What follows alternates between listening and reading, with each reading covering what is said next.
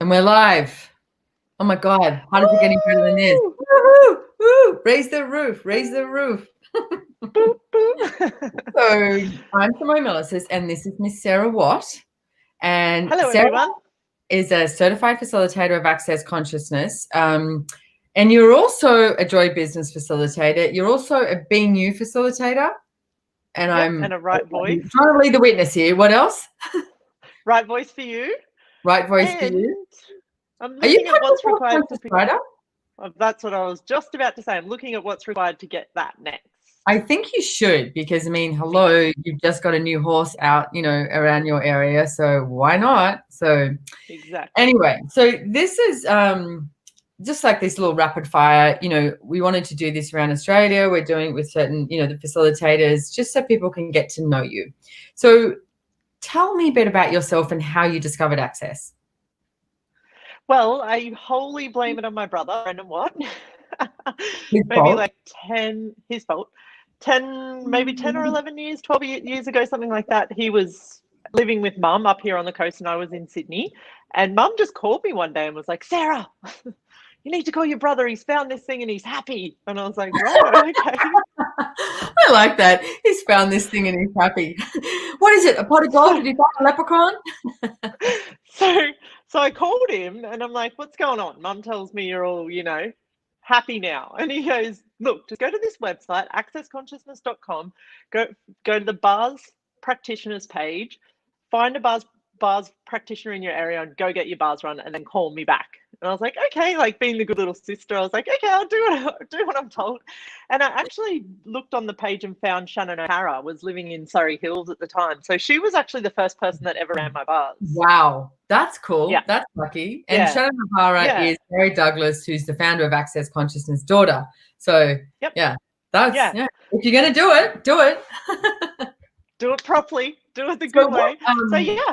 So when you first had your bars run, it's like what did you notice anything? What happened for you? Notice nothing? It's like, did you just go, oh, I'm doing it because my brother's doing it, he's happy, so yeah, in a way it definitely was that. And it was not like I've always been a seeker. I've always known that there was more possible and more available in the world. And when I got my bars run for the first time, it was like a seed got planted somewhere. And I was like, I look back now and it's obvious that it was like that. But at the time, I think I was just a little bit like, what was that? What just happened in a way?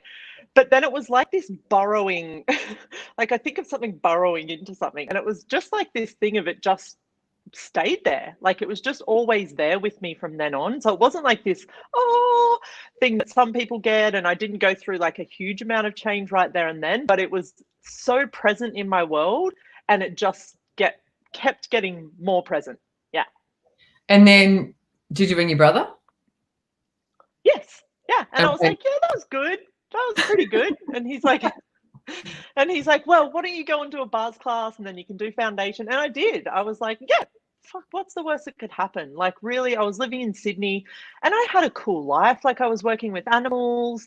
I was in the city, I was partying a lot, and I still always knew that there was so much more available. And yeah, so I went and did a bars class, and I remember learning the clearing when I first had a clearing statement. I was like, I'm never, ever going to remember that, ever. Like, and I remember I had it stuck on the inside of my car windshield. So when I was driving, I could practice the clearing statement while I drove to and from work. And I mean, it just took me a couple of days. And then at that time, it was like, that was a big thing. Like, I was like, oh, this clearing statement, oh my Lord.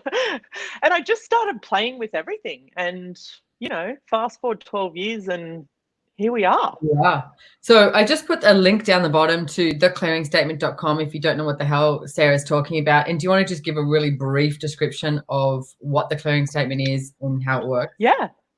Well, for me, it's like this magic wand, and it's something that the more you're willing to use it, the more it will change. It's like all the tools in Access, I guess. Hello, like they're cool and they're fun and they're weird, and then when you actually start being willing to be them and use them, they actually change everything. So the clearing statement I look at as like the big broom that just sort of like clears everything out of the way in one fell swoop. So when you're talking about something, sometimes you perceive this energy that comes up, and basically the clearing statement is this these few sentences you run, and it's just like this energetic broom sweeps through and like clears all of that out of the way. It creates more space to then move through that and go forward further. So let's do this. Everything you've decided that you cannot receive from us talking here, where you destroy and uncreate it, right and wrong, good and bad, POC and POD, all nine shorts, boys and beyonds. Anywhere that you've decided that you must be the control freak so that you can create a predictable life rather than actually starting to live, where you destroy and uncreate it. Yes. Right and wrong, good and bad, POC and POD, all nine shorts, boys and beyonds. And that's how you use the clearing statement too. So, and go check it out below. Like she said, and you know, it's funny because I did a few sessions today, like private sessions, and one of the sessions I did was with someone who hasn't yet done a bars class or foundation, etc. And she said to me, you know, everything you're talking to me about, it's like I know. And I went, I know. That's for me what access consciousness is. I mean, the tagline is empowering you to know that you know. It's not like, oh, here's a brand new concept. No, it's just like going, hey, wake up, wake up. What do you know? Like, what do you know? Don't trust me. Don't trust Sarah. Don't trust anyone else. Trust you. What do you know? So, yeah, love it. I get so excited. There's so much, so much occurring. And it's like, I heard someone say once, the tools of access and going to an access class is like putting into words everything you knew was possible, but no one ever told you. Like, it's like I walked around knowing all of this stuff until I came to access and someone actually said the words. I was like, oh, there's other people that like know, like that are like me. It just created this space where it's like, I knew all of this, like you said, but access puts something there for you to actually use to your advantage. It's And it's like, amazing. where are my peeps? I mean, and you can just ask that, where are my peeps? Yep. So, okay, so let's fast track a little bit further forward. What made you become a certified facilitator? Well, that's a good question. I think it was, you know, it's funny looking at it then, it wasn't necessarily to facilitate classes. I saw it as like the next stage in my journey, I guess, with access. I didn't really have a clear sense at the time why I was choosing it, which seems to happen a lot with access as well. Like, it's almost just like something comes up and you're like, yes, and you just go there. And then it's almost like what happens next is part of that choice and creation of your journey. And being a certified facilitator, I know, is so different for everyone. And having said that, now facilitating classes, calls, Facebook Lives, anywhere where I can be facilitating in any essence of the word is the biggest, fastest, and best way to get more of me. Like, I didn't realize that being a facilitator was a way to get more of you and to know more about you and your awareness and capabilities and capacities with things. But for me, it's like this thing of just stepping into way more of myself. So, yeah. Yeah, it's interesting, isn't it? It's like you're a facilitator, you facilitate classes, you do sessions, and every single time I do a private session, every single time I facilitate a class, I have more of me. You're like, ooh, how did I get so lucky?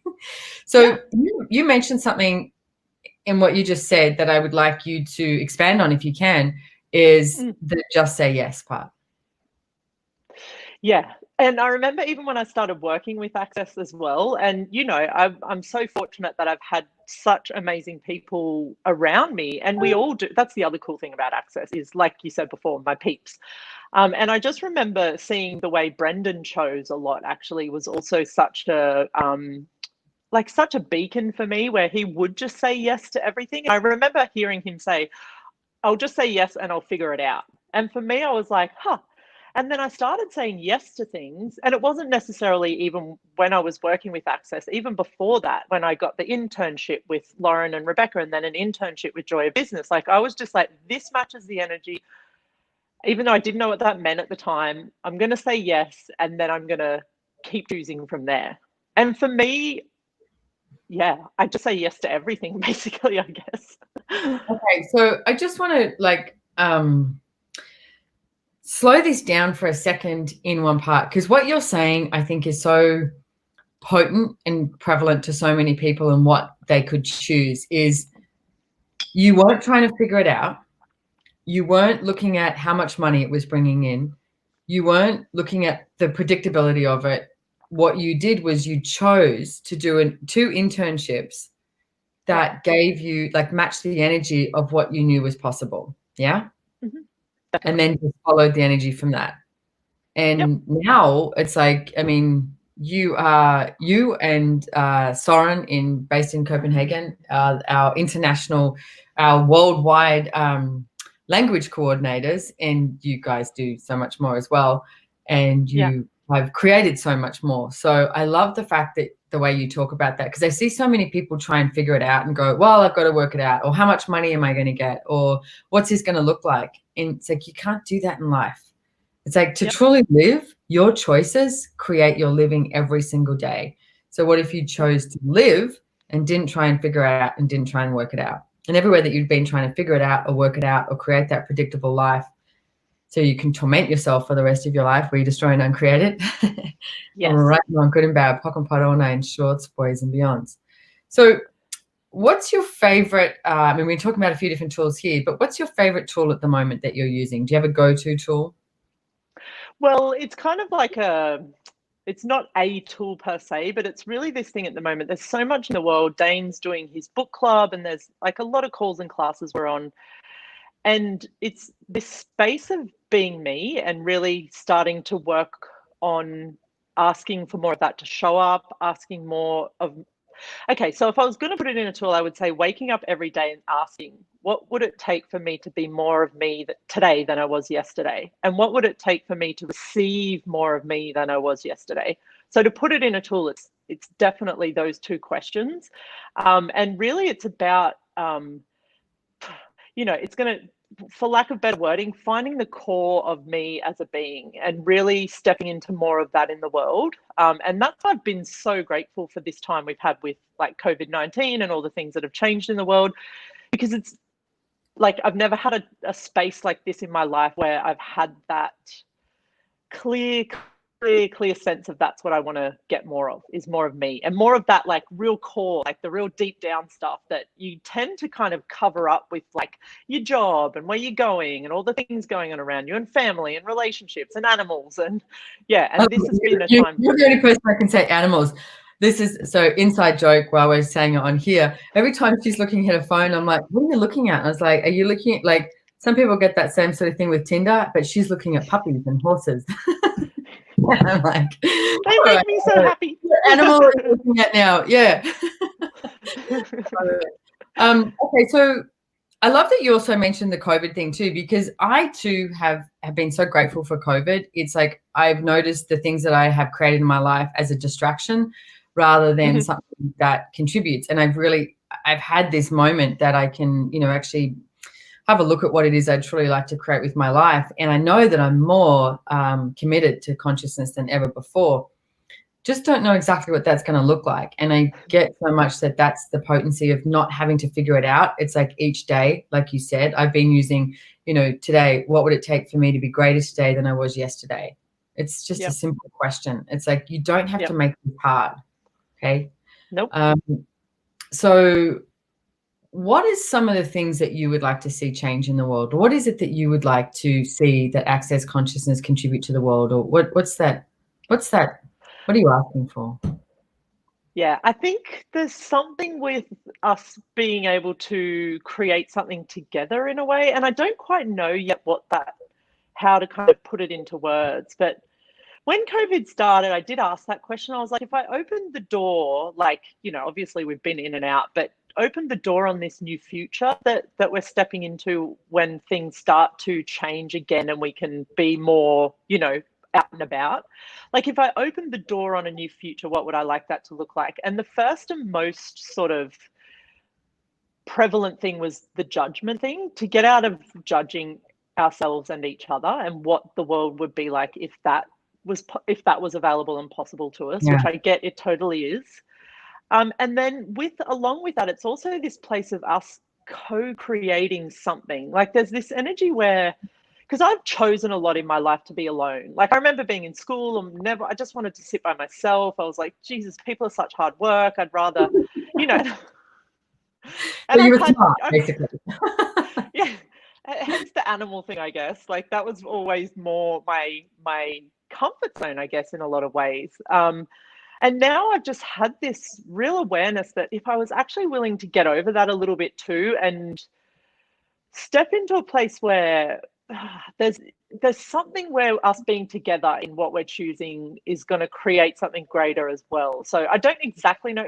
I watch how Dane facilitates and how all of you guys facilitate, but especially with him, he'll be on like one of his calls, a Be Different, Stay Weird, let's say, and he's got his Zoom open. You know, there's a few hundred people on there, and he's talking, but the whole time he's reading the comments, he's interacting and engaging with every single person on that Zoom. It's not so much like a facilitation, it's like a conversation to me. Like he creates this thing where everyone contributes to what he's choosing, and I've watched him do that a lot, and he bees him and he bees this invitation for everyone. So that's what I desire, that place where we can have that with each other.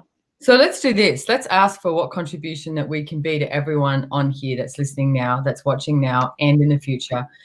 And what contribution can you be to us? Like, what contribution can we be to the earth? And what contribution can the earth be to us? Because if we don't ask for it, it can't show up. It's that simple. Cool. You know, it's like being at a restaurant and getting the menu and the waiter comes over and asks you what you want. You're like, yep. They're not saying you're anything. Going to starve. Yeah, exactly. Yeah. You've got to ask for what it is that you desire. So what if we keep asking for the contribution that we can be to others and to the world and to the earth? But here's the thing that I see people don't do so much is ask, what contribution can the earth be to us? What contribution can we all be together? And it's like, and let's see what shows up. So Sarah, you, I don't know, do you have any classes coming up? I'm going to put your website up here so people can check you out directly. You're also on accessconsciousness.com as a certified facilitator, but you can also find her on sarahwatt.com.au. Don't forget the AU, because I'm Australian. You're an Aussie mate. Yeah. I'm an Aussie mate. So I'm currently doing a 21-day challenge program thing. I think we're up to day 10 tomorrow, but you can still join at any time. It's a Facebook group. It's just $21. I think there's about 100 people on there. I know. Well, you get more than that, actually. I tell you, I'm like, Jesus Christ, people, your game coming on this. But yeah, so if that's of interest, you can join at any time. And we've got a closed Facebook group. And this is what that energy I was talking about with that co-creation has really contributed a lot. I'm going to book a foundation soon. So if you keep an eye on my website, that'll be coming up online and live in the next few weeks.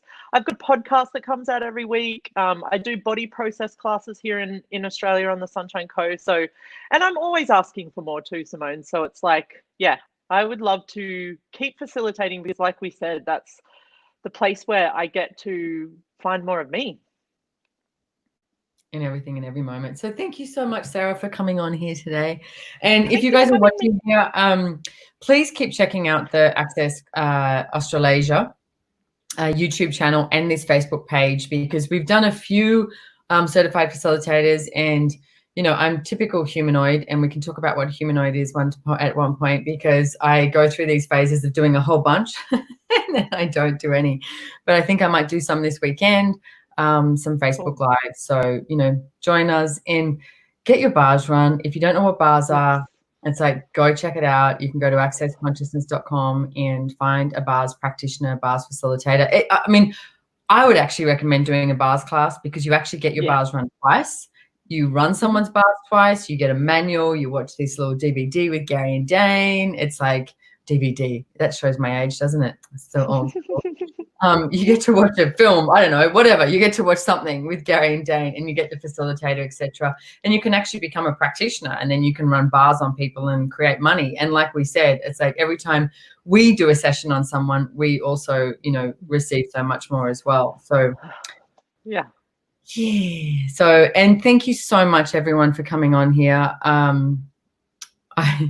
I love it. Karen said, people are such hard work. Oh, you're putting words on on how she feels. So thank you guys for coming on here, and thank you for being you.